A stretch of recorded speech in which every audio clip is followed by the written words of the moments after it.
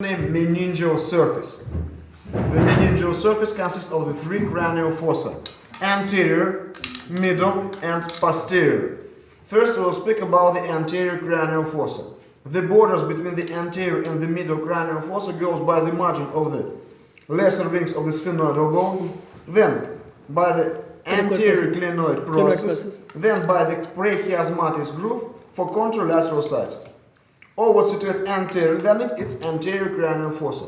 Anterior cranial fossa built by the fusion of the sphenoidal bone, the lesser wings of the sphenoidal bone. In the middle sits the cribriform plate of the ethmoidal bone, and in the lateral sides the orbital parts of the frontal bone and partly the frontal squama. What we can see? In the most anterior, you can see the frontal crest, which continues as the groove of the superior sagittal sinus. Posterior than it, you can see the foramen secum. Then you can see the gallic crest, crista galli. Laterally than it situates lamina cribrosa, ossicet medalis, cribriform plate of the ethmoidal bone. In the lateral surface, you can see the orbital surface of the frontal bone. Here you can see the grooves of the cerebral gyre or the digital impression.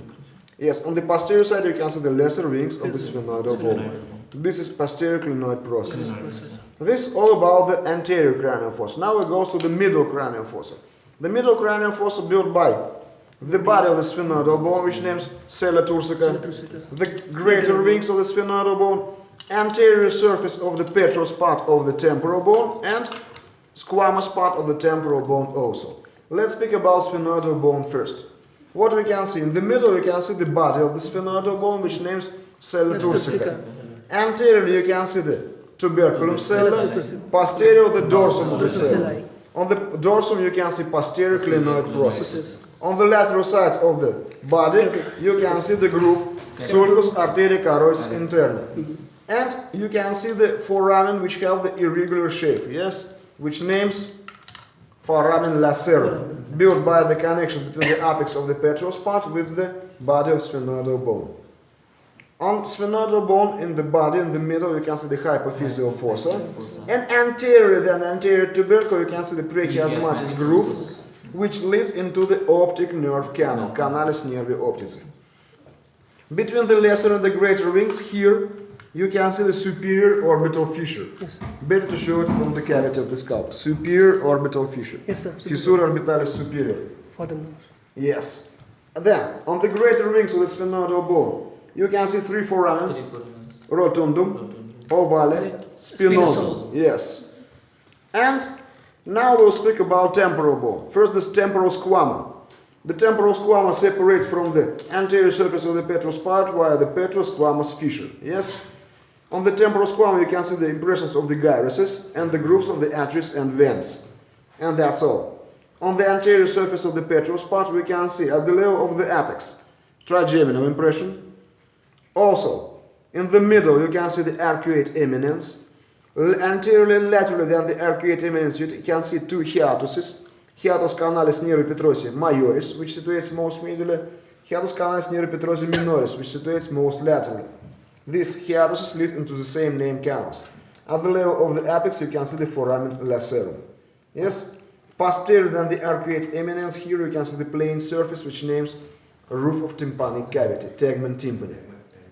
Then, the border of between the posterior and the middle cranial fossa goes by the superior margin of the petrous part, in which situates the groove of the superior petrous sinus, and by the dorsum of the cella, in which situates posterior clinoid process. That's all about the middle cranial fossa. We go into the posterior cranial fossa. Posterior cranial fossa built by all three parts of the occipital bone and the posterior surface of the petrous part of the temporal bone. First, let's speak about the occipital bone. What we can see? On the occipital squama in the middle, you can see internal occipital protuberance and internal occipital crest. Internal occipital protuberance in the lateral sides continues at the groove of the transverse sinus, and superiorly continues at the groove of the superior sagittal sinus.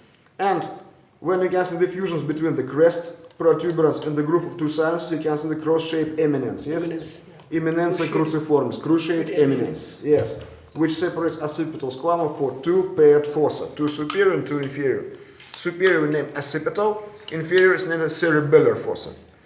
On the lateral sides, you can see the lateral parts of the occipital bone. Anterior, the body of the occipital bone, which connects with the sphenoidal bone.